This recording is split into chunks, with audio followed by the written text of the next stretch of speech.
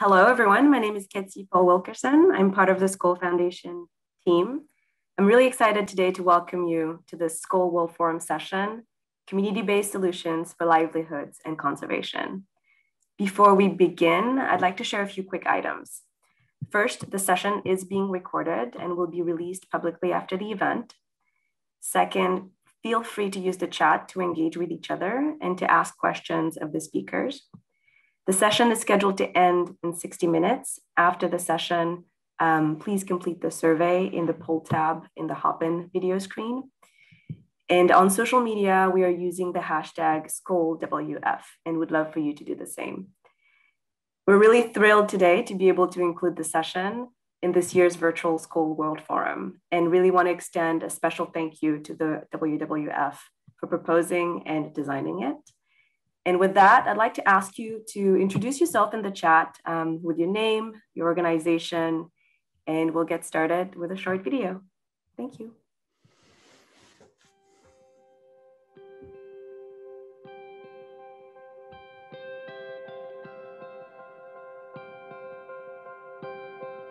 Many have been forced to shut down due to reduction in demand, restriction in flow of goods. In Cambodia, we work with community enterprises in the Sopok forest area where they use bamboos and make incense sticks, which has improved community livelihoods tremendously. But of course, now with the COVID restrictions, fewer people are gathering in religious places, temples, and so there is obviously an impact. El COVID-19 ha afectado a mi comunidad, especialmente a la economía local, pues los negocios han tenido ventas bajas, asimismo un difícil acceso a los insumos.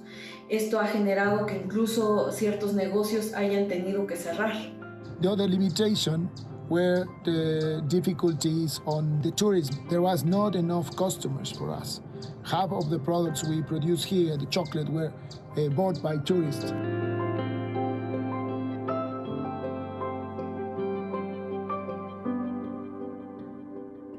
Consideramos importante seguir apoyando a la población local y empoderándolos a través de la implementación de talleres de agroecología que ayuden a los productores a conocer más acerca del cultivo de diversos alimentos para tener alimentos sanos y de calidad, asimismo que estos puedan conservar la cuenca.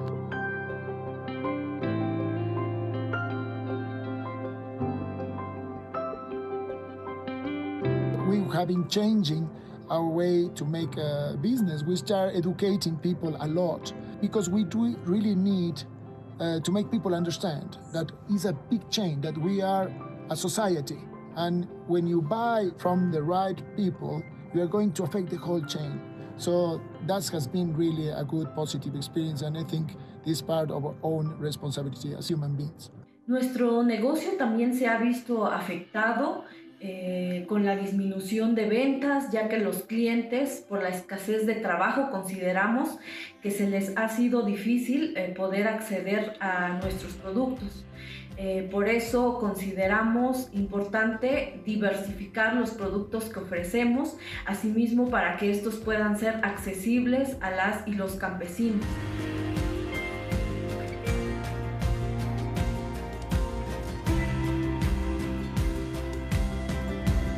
So it cannot be business as usual. Businesses must take bold action. They must ensure their supply chains are free from deforestation and other impacts that destroy nature. They must ensure traceability. They must encourage at least a proportion of their supplies from small and medium enterprises and also community enterprises. And they should actually invest to make them sustainable so that these small enterprises can get to a sustainable business model.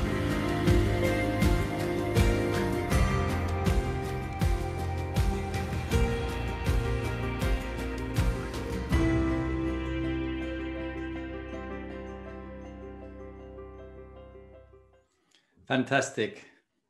Hello, everyone, and many thanks for joining us to this session, Community-Based Enterprise Solutions for Livelihoods and Conservation. My name is Chris Williams, and I'm from the IKEA Social Entrepreneurship. I'm very honored to be co-moderating this session with Lucia Ruiz from WWF-Mexico. Just a little reminder again, if you've not done so, please turn off your cameras and put yourselves on mute. We don't want to disturb everyone. And if you've not done so already, you can put us on speaker mode so you can see us speaking and the slides that we've got at the same time. Also for this session, we have some guests from Mexico. So at the bottom of your screen, there's a little globe, and a very cool feature of Zoom that I've just found out is that you can click on that and you can get the conversations translated into English if you don't know Spanish, or if you're Spanish and you don't know English, it will also be translated back. Now, Lucia will be managing an interactive session that we've got a bit later on, and we encourage you all to participate. There will be some links posted up in the chat that you can click on, or if you have a phone, there will be a QR code that you can also scan with your phone. If you do have questions, you can post them in the chat and we'll see what we can do to answer them a bit later. So we are great that we have a dynamic set of speakers for you today to talk about and discuss this topic with you. We have representatives from WWF-Mexico, New Ventures, Enuma, and we're especially honored to have Blanca, the leader of MBizBin, a community conservation enterprise from rural Mexico, who has been part of one of our programs. Everything for Blanca will be translated, so please bear with us as there may be a little bit of a delay in some of her responses. So let's start with Blanca, who can introduce herself and the great work that she's been leading on.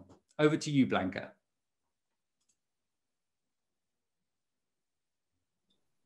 Muchas gracias.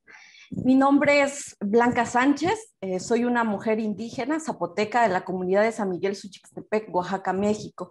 Estoy muy contenta porque es la primera vez que participo en un foro internacional para compartir con el mundo nuestra historia en Oaxaca. Yo soy parte de un proyecto de WWF e IKEA-SE que tienen lugar en Oaxaca. Este proyecto busca mejorar los medios de vida de 3 empresas comunitarias de conservación y fortalecer sus capacidades. Yo especialmente soy presidenta de una de estas empresas con nombre MBizBin, que en zapoteco, la lengua de mi comunidad, significa semillas para la siembra. MBizBin surgió en el 2012 a raíz de un proyecto implementado por WWF en la cuenca de los ríos Copalitas y Matanguatulco. Mi comunidad es parte de esta cuenca, uno de los sitios más biodiversos en México. Es por eso que las 3 empresas comunitarias buscamos conservar la biodiversidad de esta cuenca y desarrollarnos como empresas sustentables. En este proyecto, nuestra empresa juega un papel importante, ya que está capacitando a otras 12 empresas de conservación en prácticas agroecológicas. Estas prácticas ayudan a producir alimentos sanos y de calidad y a conservar los suelos y la naturaleza. MBizBin también brinda servicios técnicos enfocados a la conservación, al manejo y uso sustentable del agua, del suelo y de nuestros bosques. También producimos insumos agroecológicos como fertilizantes orgánicos. Estos fertilizantes ayudan a nutrir la tierra y las plantas y también a controlar plagas y enfermedades. En MBizBin queremos mostrar que hay posibles y distintas formas de producir de manera sustentable y en armonía con la tierra. Las 13 empresas comunitarias de conservación también impulsamos este modelo de agroecología como un modelo de vida, porque además de promover la agricultura regenerativa, también promovemos procesos de rescate de conocimientos ancestrales y el reciclaje, que es una de las líneas importantes porque todo lo que obtenemos de la tierra se lo volvemos a reincorporar. Por ejemplo, hay una empresa con nombre Unión San Pedro que se dedica a la producción de café. Ellos durante su ciclo productivo generan residuos, pero estos residuos se vuelven a compostear y se reintegran a la naturaleza. Esto ayuda a no tener contaminación en el ambiente. Para cerrar, quiero mencionar que las 3 empresas comunitarias deseamos que más jóvenes y mujeres se involucren en este tipo de proyectos porque generan oportunidades de vida digna. Y pues de nuevo quisiera agradecer este espacio y a todos los que hoy nos acompañan porque juntos creo que podemos seguir cerrando estas distancias por medio de procesos participativos e inclusivos. Muchas gracias.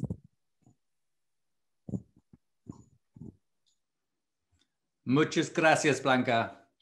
And now I'm going to hand over to Lucia to talk a little bit about the work in WWF-Mexico. Hello, everyone. My name is Lucia Ruiz, and I am part of WWF-Mexico. We are a team leading on a new innovative project in one of our country's most beautiful states, Oaxaca. As many of you might know, Mexico is the fourth most biodiverse country, and we're lucky enough to be home for over 100 million indigenous peoples. Additionally, we have a unique kind of land tenure called ejidos, which are community managed lands. Thus, community development models are at the heart of WWF-Mexico's conservation work. This picture is the essence of Oaxaca, community managed forests that are owned by indigenous communities in a state that is home to almost 1/3 of our country's nature. Moreover, it summarizes our conservation work that began 15 years ago and has mainly focused on freshwater conservation and community engagement throughout 7 municipalities in a watershed that runs from over 2,000 meters above sea level all the way down to a beautiful and lush rainforest next to the ocean, a beach maybe some of you have visited, Huatulco. WWF efforts in the region have resulted in our conservation work and efficient water management models. More than 2,000 hectares have been reforested and over 1 million trees under agroforestry practices have been planted in the last 5 years. However, in 2020, we realized that there is still a missing piece of the puzzle, ensuring local producers like Blanca have access to markets and can be visible together with their products to grow their businesses. With this project, under the Nature Pays initiative, we aim to develop a replicable and innovative resilient economic model in which conservation activities benefit and drive sustainable productive models, increasing the livelihoods of rural communities while protecting nature. We're strengthening and supporting, along with IKEA, 13 community conservation enterprises with a special focus on women and youth. We are also working with a variety of products, including vanilla, coffee, herbal ointments, and mushrooms. This project will benefit over 250 members of the enterprises and indirectly impact 1,300 people from communities throughout the region. Although this is a project based on enhancing sustainable agriculture, promoting just and fair livelihoods with a bottom-up approach, market access, and commercialization, in the end, we are looking for one main outcome: share stories of hope from our own guardians of ecosystems. We want to share their lives, to support their long-time work, and bring minds and scale and replicate their impactful efforts from the Copalita watershed to the world.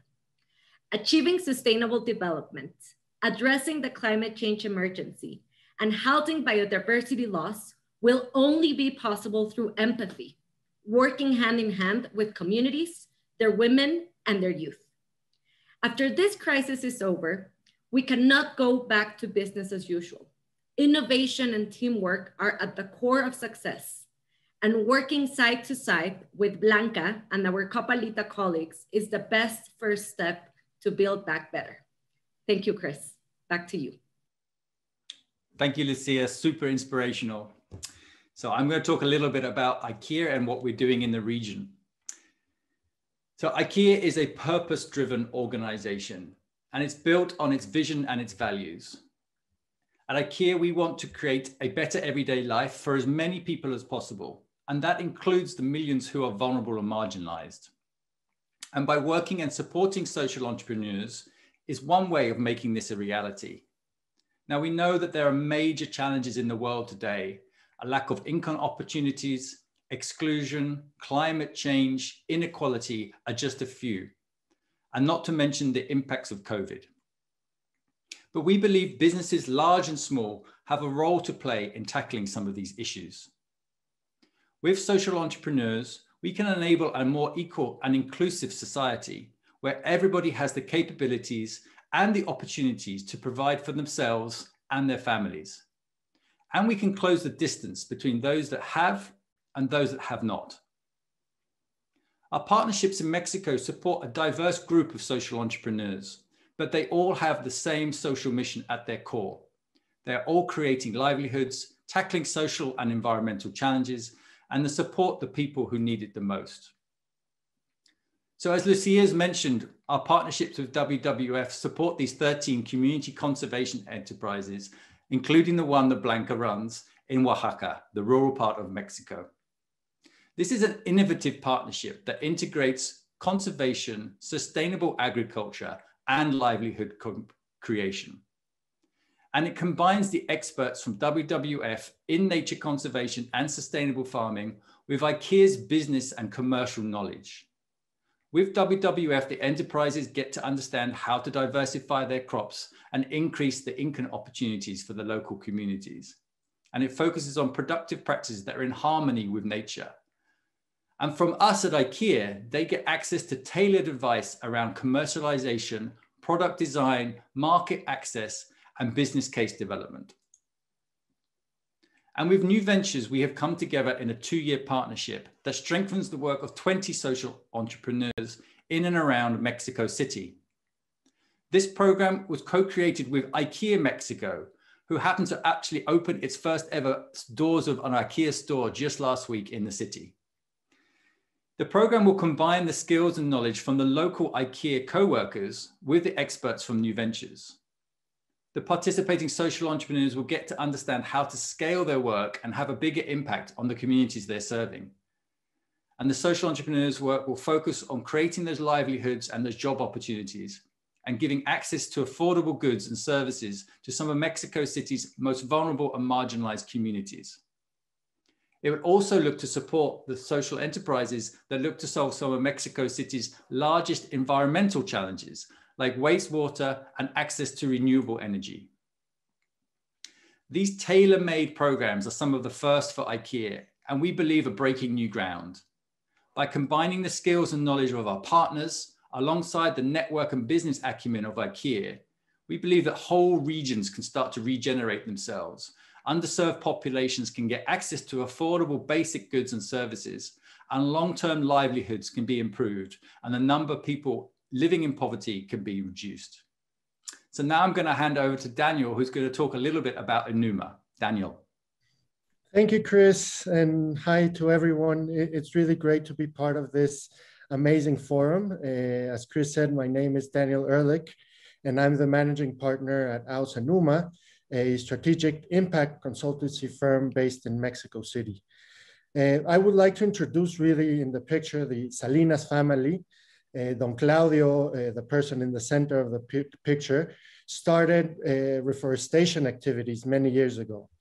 After some years and many challenges, he decided to start working in a piece of land that he inherited from his family. His children, beside him in this picture, had the opportunity with the work of Don Claudio and his strength to go out out of their community and study different careers. Some years ago, they all decided to come back to the family land and created Alternativa Agrícola, which means agricultural alternative. And they're one of the 13 conservation community enterprises we are working with. Its farm integrates many agroecological activities and modules, and we had the amazing opportunity to do a field work and visit them. And at first we were received in this beautiful house built with bioconstruction, sat down with them and just listened to their stories. And for us, it was amazing how all of the things that had to happen for all us to be sitting there and sharing this experiences. So later on, the Salinas family gave us a guided tour of the farm, which integrates a complex set of diverse systems. First, for example, we visited the beehives where Camerino, the youngest of the siblings, explained how they started this project and how they learned to reproduce the hives, of course, after many painful stings that they shared with us. We also went to their nursery where Alternativa Agrícola is growing the trees that will someday reforest the area, their greenhouse where they are growing organic tomatoes, their rainwater harvesting system that they will desperately need in the dry season. And we also visited their chicken, rabbits, vermicompost modules, and their regenerative agricultural parcels, where they combine corn and fruit trees to develop a biodiverse crop. After the visit, we were truly in awe and felt deeply inspired by the family's determination and commitment, and with the profound work they are doing there. On the other hand, we are observing in the world a market that is steadily transitioning to a much more conscious consumption practice, valuing social and environmental elements in their purchase decisions. Products and services that are good for the environment, that integrate organic processes and involve local communities are being positioned in the market and highly valued. In this sense, our role as consultants is simply to observe, learn, and create deep connections between the conservation community enterprises and the existing market. All of the information and intelligence that we want to communicate is already there in the communities and the work they're doing, in the intrinsic value of the processes the Salinas family and the other community enterprises are developing. We just need to accompany these enterprises and create a platform to visualize and communicate all of the amazing work that is being developed. And with this, strive to build bridges to connect the agroecological products and projects with the conscious consumers. Thank you, Chris.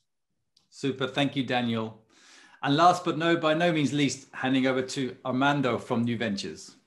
Thank you, Chris. Very happy to be here. My name is Armando Larrivee. I'm from an organization called New Ventures.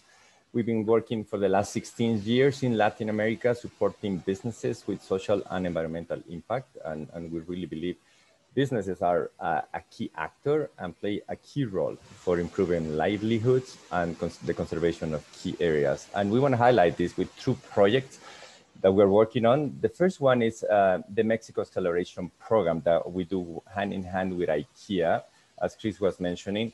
This is a program that has selected 10 social entrepreneurs that are working towards improving livelihoods in marginalized communities.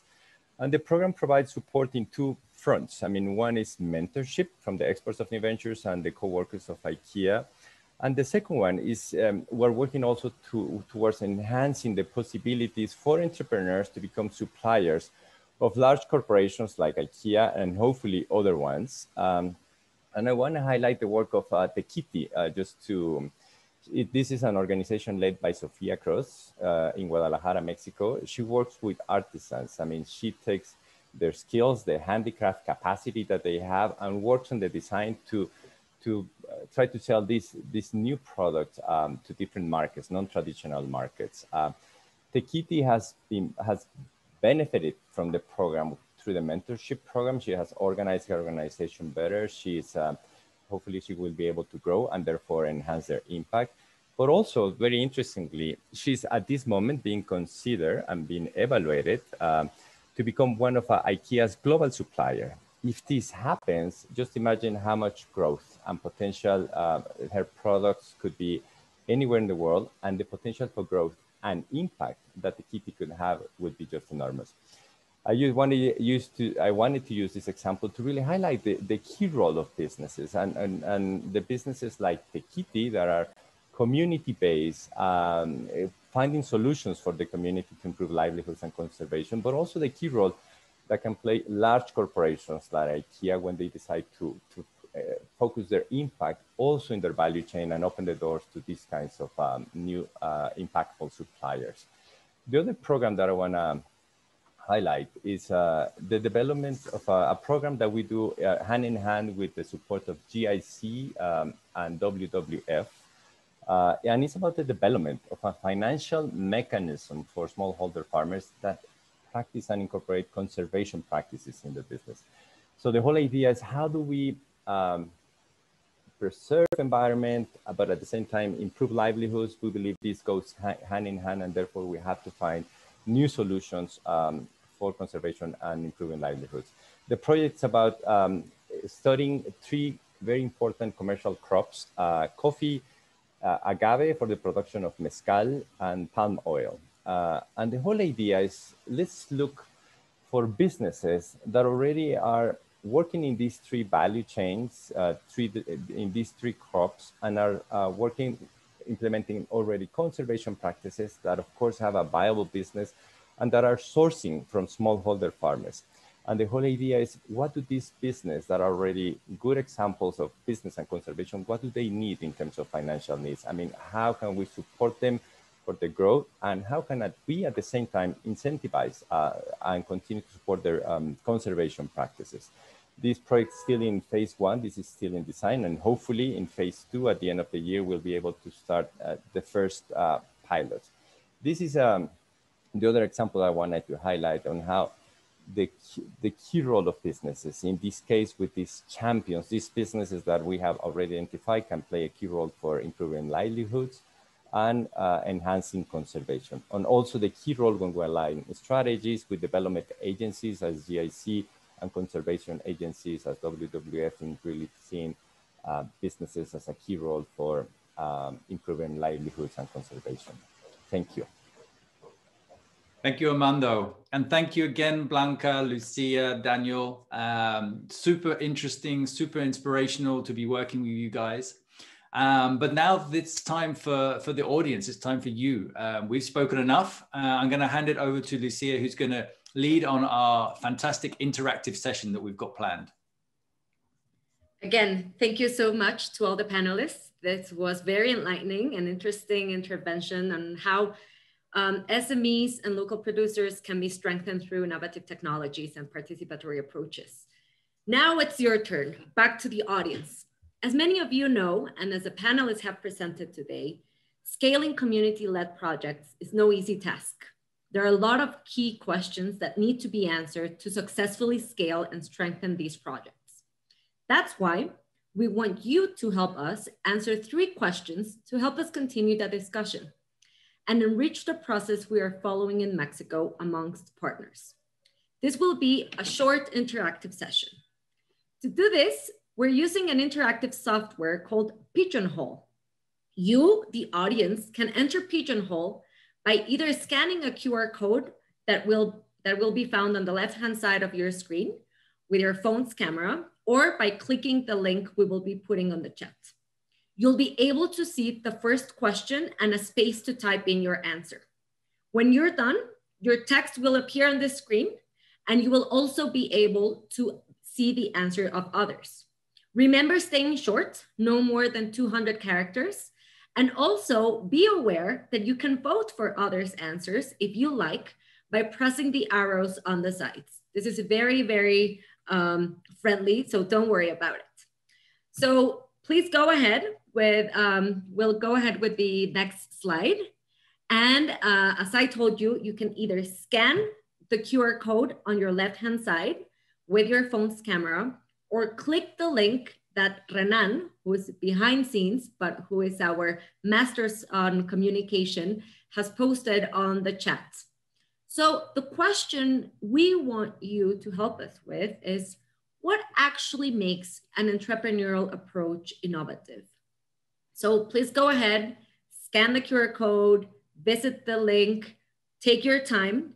And while everyone has a minute to go to the app and begin answering, I would like for Blanca from Bisbin to share with us her thoughts around this question. So Blanca, back to you.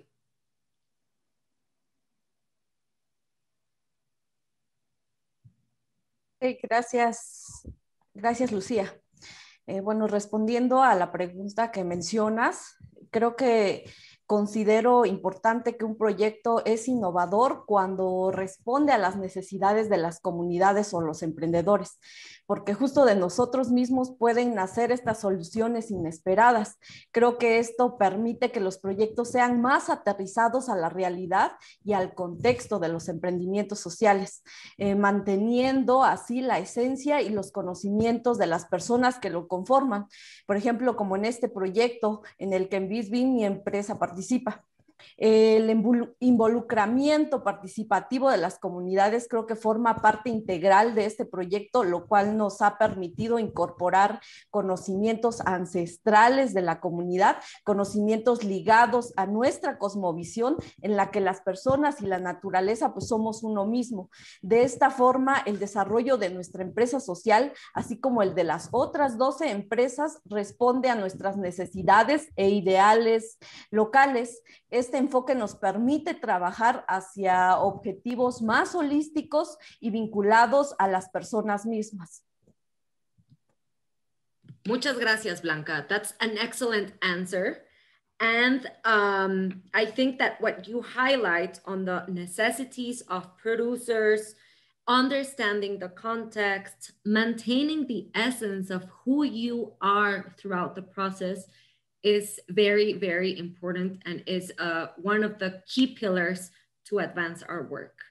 So I can see that many of you have been answering some of the questions. If there's any possibility, maybe we can project some of the answers. This is great. So I see that many of you have responded, but also there's a lot of answers with some votes.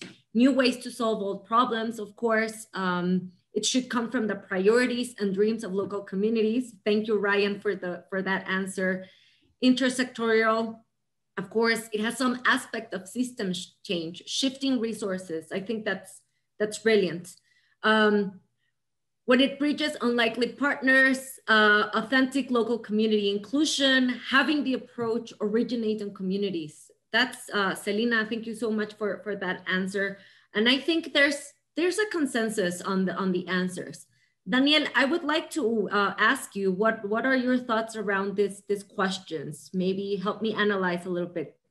Yeah, of course, Lucia. And I think my intervention would go really in line with what Blanca said and what we're seeing on the comments. But just to structure it in a different framework, for me, innovation, as everyone is saying, is trying to do things differently or in a new way. So when we talk about community-based enterprises or the community-based entrepreneurship, we need to think about, for me, regenerative principles. For me, the interception or the meaning of this is we need to acknowledge that community enterprises are complex systems. You know, they are built upon different elements and people that work together to create these enterprises. So in this regenerative principle idea, the thing is to really understand the value and the potential of these individuals and their role in the complex system. So I think this is what we're doing right now in this project is really innovative because we went there, and as I said before in my intervention, we got to know and really understand all of the processes and the complexity and history of all the people. And based on that, just really create a platform to visualize all the knowledge and the intelligence and the great things people are doing. And I think this is a really innovative approach when we're talking about community enterprises. So I think it's really in line with everyone is saying, but really try to showcase what people want, their dreams, and this will just connect and create the process on how we talk and speak and connect with these people. For me, the main word is connection, deep connection with the people. And Blanca, present now, we had an amazing time and really got to know what they're doing. And this way, it's way easier for us to communicate and showcase what they're doing when we created a deep connection with them. Thank you, Daniel. Brilliant answer. And adding a little bit to your answer on connection, I would like to add and insist and that the word should be empathy. How can we create empathy amongst us and amongst our partners? How to engage with communities to increase capacity building. There are no silver bullets. We cannot put all of our coins in just one solution. We have to diversify, and how to recognize that we live in a complex world. We need complex solutions to complex problems, but we need to find that those ways, those easy paths to reach unlikely groups. There was an answer on this sense. And also how to balance that top-down and bottom-up approaches. So thank you everyone for answering this first question. Brilliant answers. I see a lot of participation. We're really excited. And now we're going to a second question. While we change screens, it's important to note that all of these answers will be used in the future for us to do a little bit of brainstorming on how to adaptively manage our work, our projects, and how to take your inputs to better the solutions. So once again, we have question number 2. Please go ahead, either scan your QR code on the left-hand side or click on the link that Renan will be posting just in a few seconds. The question we want you to help us with right now is, we know that many of you are from the private sector. So what can corporations bring beyond finance to social enterprise accelerators that support community level resilience? All of you who are working on big corporations, SMEs, what do you think you can bring beyond finance to this community-based enterprises, to this social enterprise accelerators, to support this community level resilience? And while you are either clicking on the link, answering your questions, or scanning the QR code, I'll pass it on to Chris. What can you tell us about this from an IKEA perspective? Thanks, Lucia. I love this pigeonhole and the voting. I think this is super. So I've given you a little bit of an insight into the ways that IKEA and IKEA Social Entrepreneurship works and how we support social entrepreneurs. And just want to put it into context that the World Economic Forum estimates that businesses that can partner and support social entrepreneurs could have a positive impact on the lives of nearly 1 billion people around the world. So this is a huge opportunity. And we know that mainstream businesses are actually striving to try and increase their positive contribution to society, replacing the old shareholder model with more of a focus on a wider range of stakeholders. And part of this broad agenda of making businesses more sustainable, there is much potential in developing these partnerships with social entrepreneurs and social businesses. And I guess this is even more urgent now because the COVID crisis has pushed many people back into poverty and the impacts of climate change is increasing. And these are the shocks that the communities need to be better equipped and prepared for.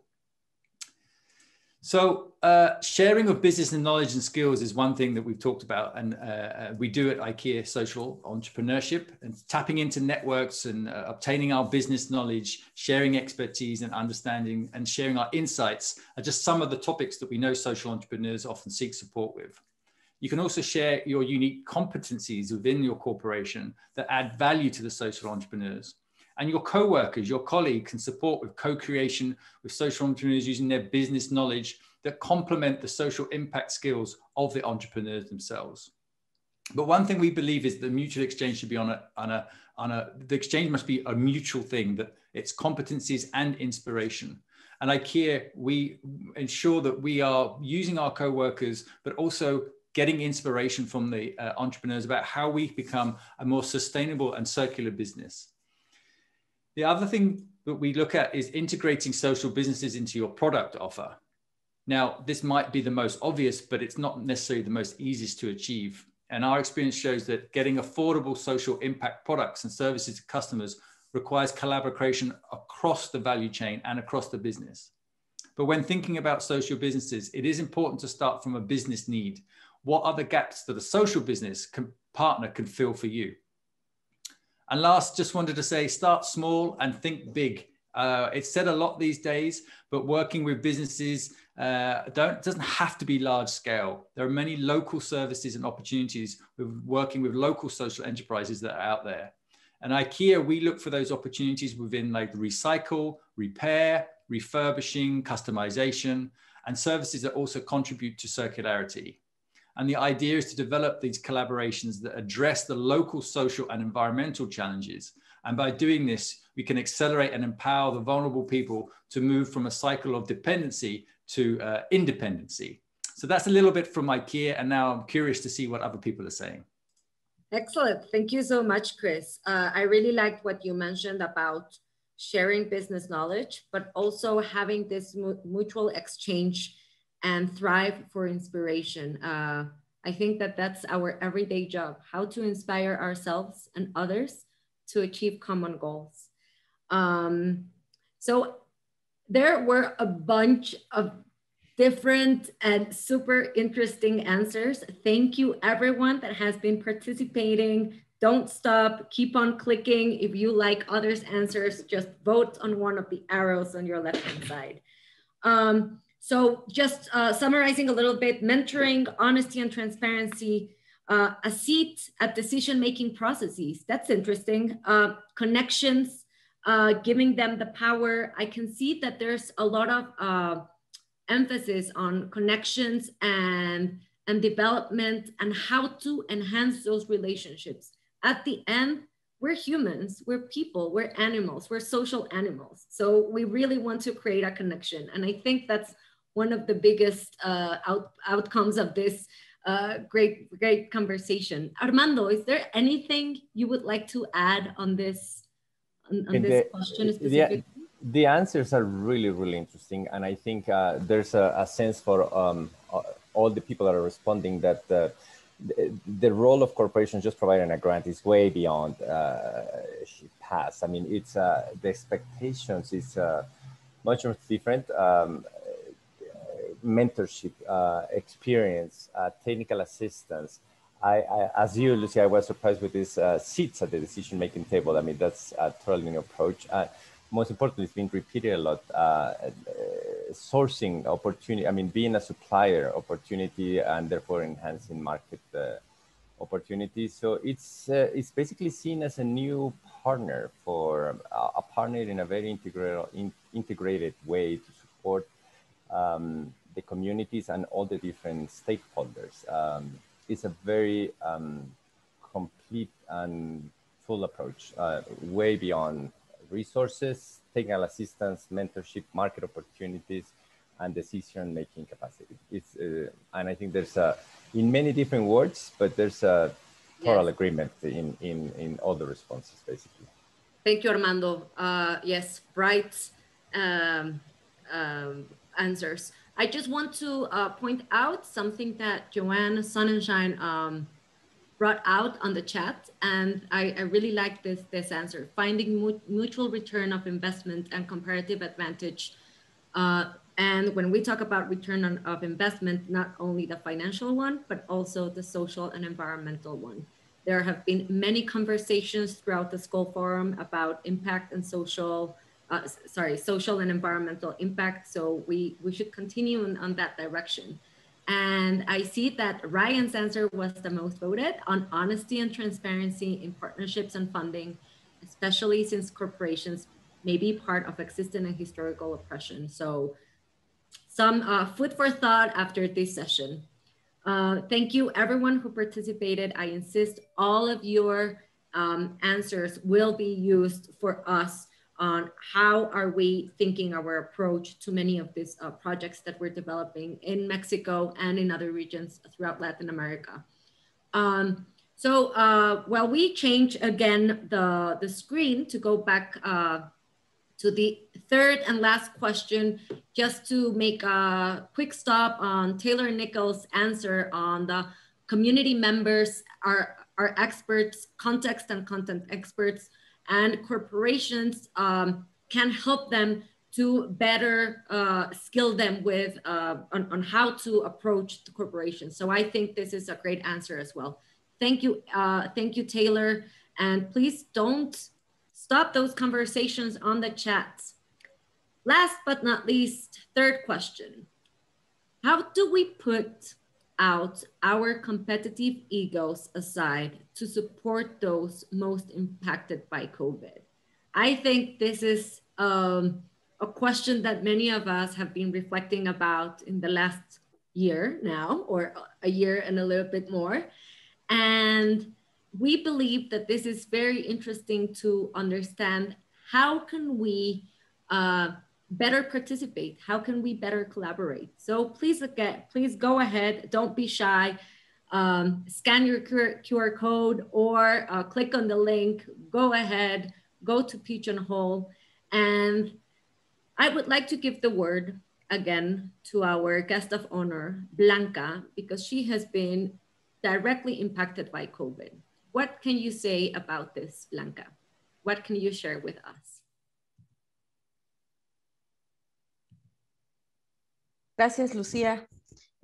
Pues yo creo que definitivamente hay que poner a un lado nuestros egos competitivos, ya que la recuperación de esta pandemia depende de un enfoque en lo colectivo y de que impulsemos procesos colaborativos.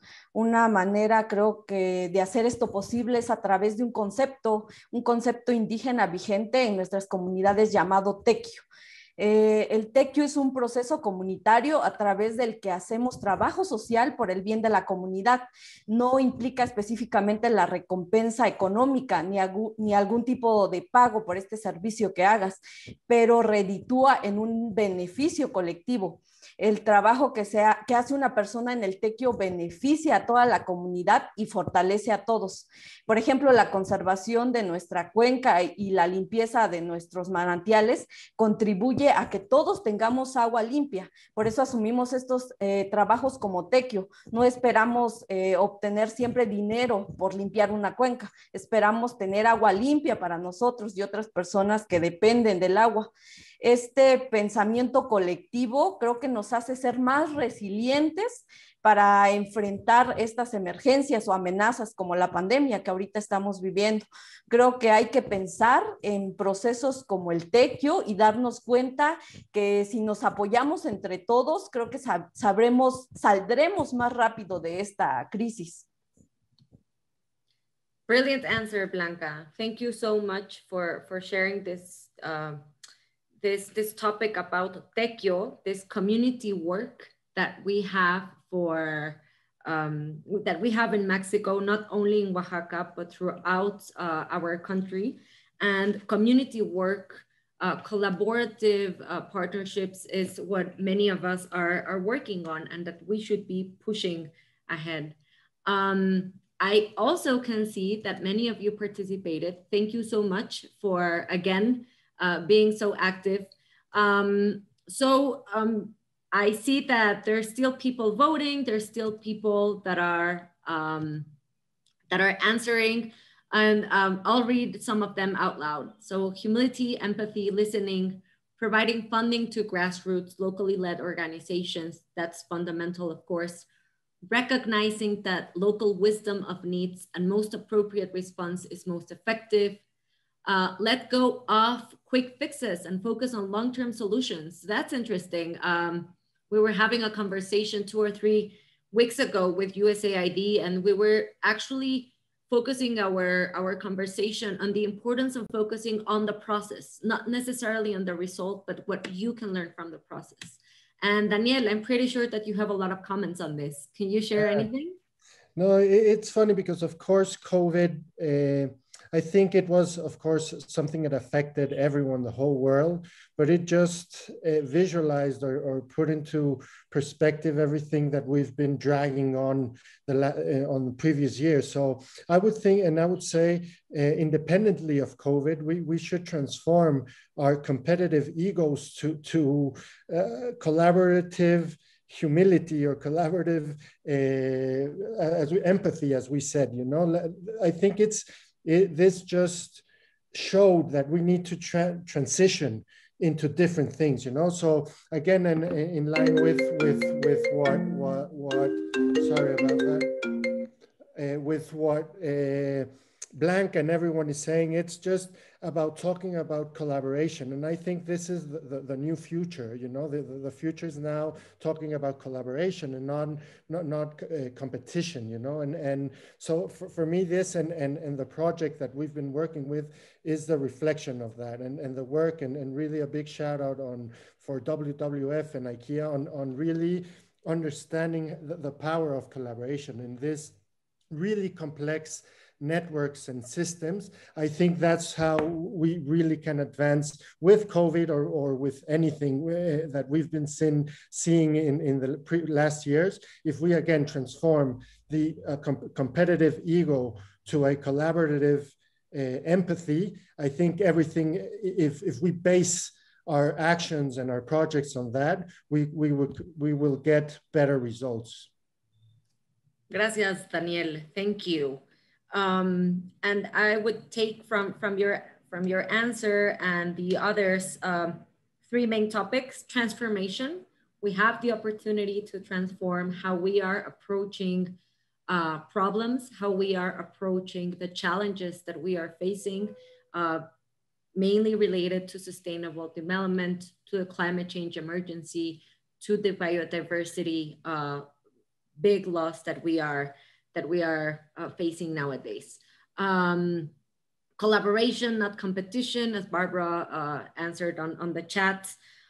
Empathy, I see there's a lot of people that answered empathy, and I think this is brilliant. We really need to see beyond what's just immediately in front of us. Just talk to people and be authentic. And active listening, there's many findings that we're just hearing but not necessarily listening when we talk to other people, and that's fundamental. So thank you so much, everyone, for participating. This has been a really enriching session for all of us. And as I was telling you, we will be using these answers. We will be discussing amongst partners in the upcoming weeks to improve our approaches and enhance the potential of the projects we are developing. To begin closing the session, I'll hand it over to you, Chris. Thank you, everyone, for joining. And yeah. Thank you. Thanks, Lucia. And thanks again, just to repeat what Lucia said, everyone's contribution. I think this is great. And I think some of the answers here we're going to take away and really work with them. And I think it's given us some great insights into how we can put egos aside and come together collaboratively for the better good. So I can't believe we're almost out of time. We have only a few minutes left. And I know that the closing plenary is just about to start and everyone wants to go and meet Mark Ruffalo. So we promise not to keep you much longer. Thanks again for all your contributions, and a special thanks to all of our speakers. One of the reasons for us at IKEA to work with and support the likes of Blanca is that we take inspiration from them on how we can become a better business and how we can be more inclusive and sustainable. So it's an honor to be able to share a platform and showcase the great work that's being done. Please do check out our profiles in the Hop-In. If you want to reach out to us, I believe you can maybe do that from that. There are websites. There is a story of Blanca on our website from IKEA Social Entrepreneurship.org. And the video you saw from WWF and Nature Pays, that's also there. So thanks again for joining, and thanks to everybody's participation, and hopefully to see you again next time.